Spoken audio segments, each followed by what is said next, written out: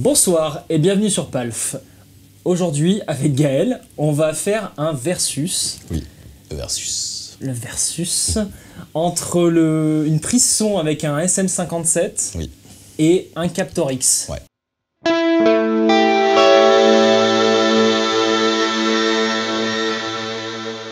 Le SM57, c'est un micro qu'on connaît tous, même des fois sans le savoir, puisqu'il y en a dans absolument tous les studios et il y en a absolument sur tous les albums qu'on aime et qu'on a déjà écoutés.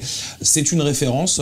Est-ce que tu peux nous en parler vite fait, nous donner quelques caractéristiques de ce micro-là? Est-ce que c'est un dynamique, un cardioïde, C'est un... Alors, ouais, là tu me parles de plein de choses en même temps. Exactement. C'est un dynamique, Ouais. donc c'est pour ça qu'il est utilisé.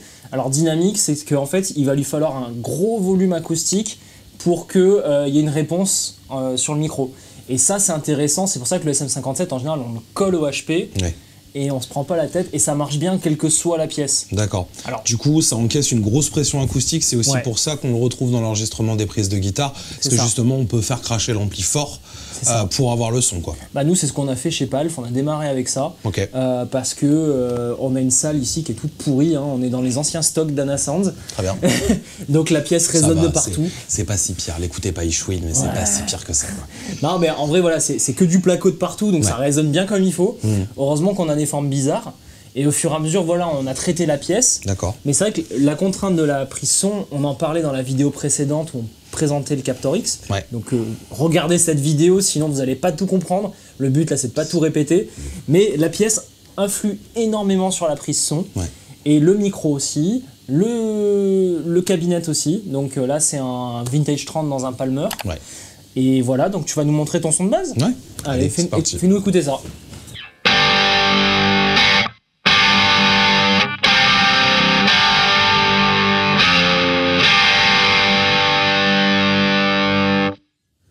Donc voilà, on est sur un ampli.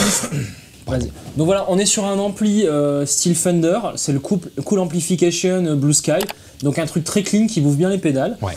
Et on a mis une Mixer EVH, ouais, la 5150. C'est ça. Voilà. Donc 5150 overdrive, pour être overdrive. précis. Ça reste un overdrive, c'est vrai. Ça. Et on lui a mis des mids. Voilà, on n'a pas fait un truc creusé, on a fait un truc super intéressant pour pouvoir jouer dans un contexte Ouais, c'est ça. de groupe. Hein. Et voilà, moi c'est un son que j'apprécie aussi, je trouve que c'est bien réglé. Oui, ça fait le taf. Voilà. Là on a un preset un peu de base, on l'a réglé rapidement, on va vous faire écouter la différence.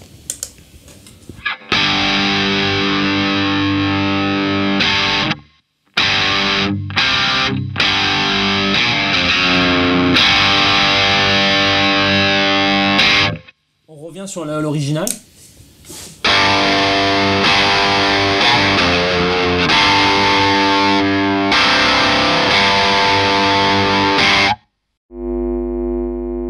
Donc là le but, ça va être depuis le Captor X de retrouver exactement le même son. Ouais. Alors on est parti. On va partir sur un cab du coup Vintage 30. On se met un 1.12. Toi tu m'as dit que tu aimais bien le orange. J'aimais bien le orange, ouais. Alors il est où? Orange PPC 112. C'est ça. Voilà, il nous dit qu'on l'a pas payé. Bah voilà, hein, Guillaume, on a oublié de te payer. J'ai oublié de te le payer. Demain. Demain, t'inquiète. Tu sais, le fameux chèque est parti. Ouais, c'est ça. Alors ensuite, on met un SM57. Ouais. Alors, ce que Guillaume a bien expliqué dans la vidéo précédente, que vous avez bien sûr regardé, que parfois, on se dit, tiens, je vais mettre un Vintage 30 et un SM57. Ouais. Finalement, ça colle pas. C'est pas le même que dans la réalité, donc on va faire au mieux. Ouais, carrément. On va faire au mieux. On va voir déjà ce que ça donne comme ça. Allez, vas-y, on est bien sur le truc.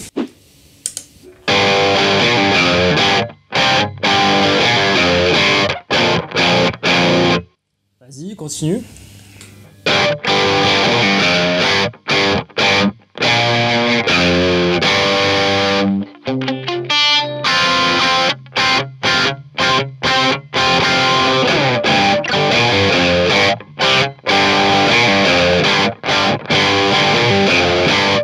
On a déjà une bonne base. Je trouve ça super honnête. On a vraiment une bonne base. Là, c'est l'EQ maintenant. Exactement. Il y a juste la descente de volume, mais on a l'impression juste de. Enfin, moi là, j'ai eu la sensation sur le dernier passage, juste de perdre du volume. Ouais, et encore ça, ils l'entendent peut-être pas. Et ils l'entendent peut-être pas. C'est parce que nous, là, pour vous situer un peu le contexte, on a le haut-parleur Vintage 30. Du coup, quand on repasse en mode ampli qui est en frontal, tandis que quand on écoute la simulation, ça va dans les enceintes de monitoring. D'accord. Donc c'est ce qui fait la différence de volume. Pas pareil. Mais déjà, on a une bonne base. En termes de grain, je trouve ça déjà convaincant. Alors maintenant, on va jouer sur l'EQ, ça va changer.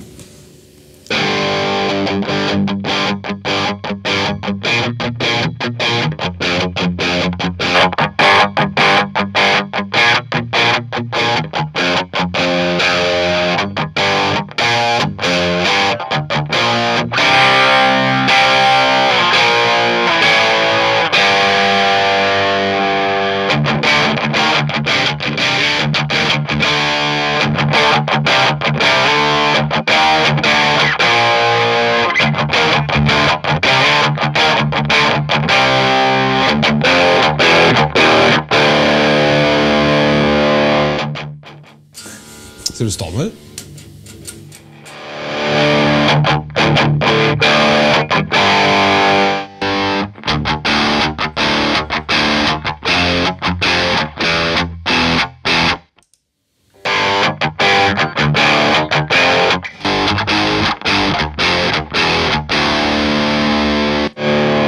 Il manque 3 fréquences. Attends, vas-y, envoie.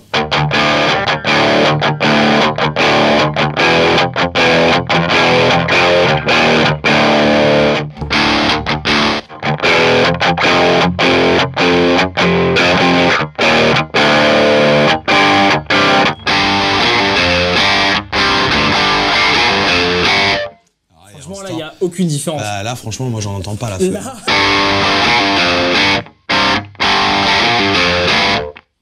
C'est quoi là? C'est en blind test. Vas-y. Ça, c'est le capteur. Ok. C'est faussé parce que j'entends le son du volume. Puis j'entends le son qui sort du Palmer. Mais franchement, à la feuille, c'est trop. Mais c'est mortel. On va jouer sur l'enhancer maintenant. Ok.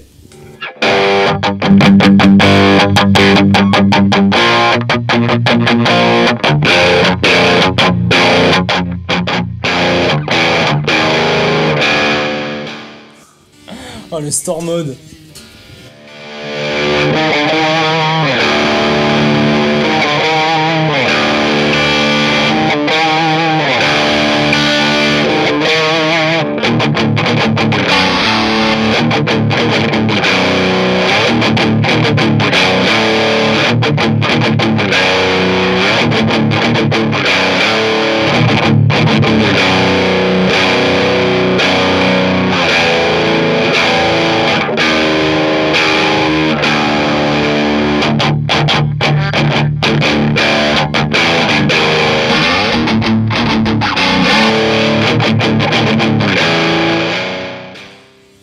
Moi, je trouve que franchement, ça en sort bien là. On y est, quoi. Là, t'es sur un réglage pour moi qui est super proche. Ouais, je suis carrément d'accord. Au niveau des sensations de jeu, c'est pareil. Enfin, j'ai pas. Ouais, t'as la même sensation. Bah ouais, j'ai la même sensation de passer de l'un à l'autre. Il n'y a pas de perte de dynamique, il n'y a pas de besoin d'appuyer plus sur l'un ou sur l'autre. Là, clairement, le Versus, il va pas durer 1000 ans, je pense. Non, il va pas durer 1000 ans. Alors maintenant, on va parler du budget, peut-être. Alors oui. Dans les deux cas, t'as besoin d'une tête d'ampli. Oui. Voilà, donc là, on est sur notre ampli avec une pédale. Ça, dans tous les cas, il te la faut. Ok. Ensuite, la différence de prix, c'est que bon, mon Palmer Vintage 30, je l'ai payé 200 balles parce que c'est un truc pas cher, les Palmer. Mais voilà, un cab, ça peut monter jusqu'à 600 balles facilement pour un 12.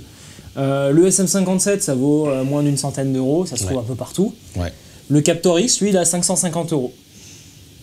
Ce qui, quand même, te fait réfléchir. Hein. Ah bah, ça fait carrément réfléchir, effectivement.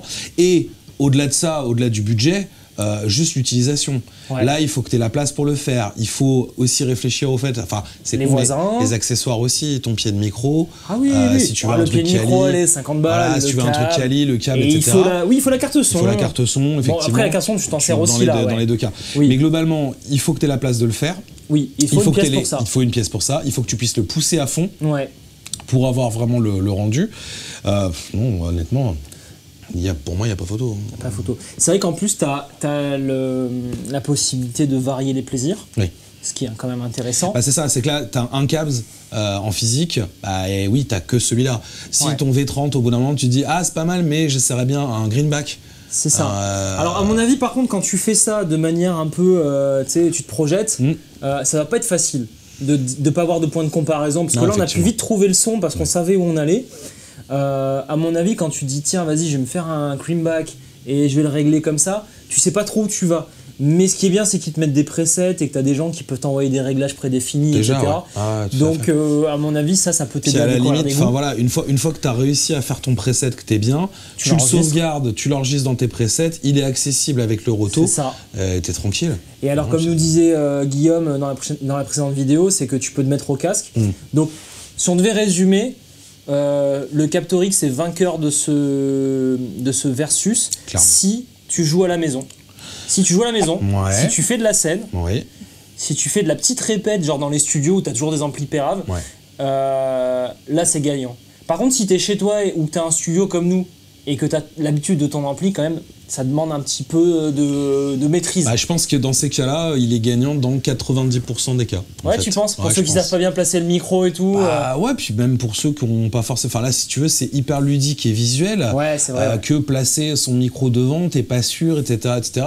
Là, tu vois directement ce qui se passe. T'as pas besoin de jouer, d'aller à ton ampli, de bouger le truc, etc. Tu peux jouer une corde à vide, manipuler ton truc et entendre directement l'effet que ça va avoir sur ton son. Donc non, moi, pour moi, direct dans les monitorings, c'est ça. Là, pour le coup, tu penses qu'on devrait faire ça sur Palf? Je pense que ça pourrait être une très très bonne solution, effectivement. Tu penses que les gens n'ont pas peur de la simulation? Tu sais, il y a un truc... Bah, dites-le nous dans les commentaires. Franchement, dites-nous dans les commentaires ce que vous en pensez. Effectivement, si c'est un truc, vous pensez que ça peut fausser une écoute, ok, n'hésitez pas à le dire. N'hésitez pas à argumenter, à détailler un petit peu. Voilà, l'idée, c'est qu'on puisse avoir un débat là-dessus. Moi, je pense que ça peut carrément jouer parce que, honnêtement, on va se le réécouter une dernière fois. Ouais, vas-y. Mais je te mets dedans, vas-y.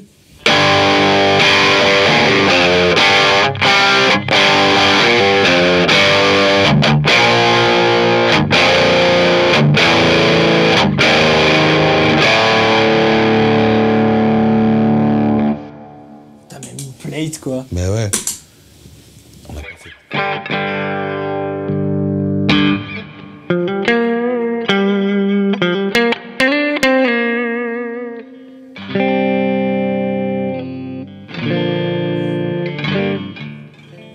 Alors on arrive sur le Stormal, donc on va le reprendre. En plus, ce qui est génial pour nous sur Palf, c'est que du coup, t'as pas la prise micro, tu peux parler en même temps.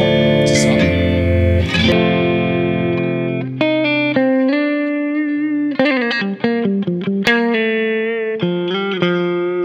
Je te l'enlève.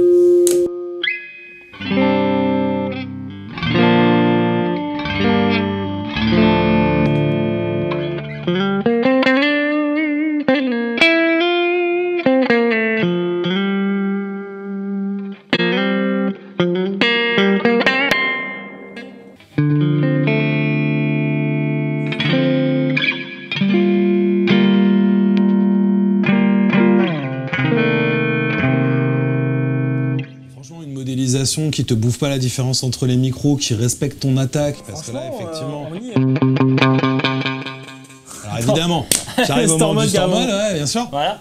Vas-y, fais voir. T'entends la différence? Tous tes micros.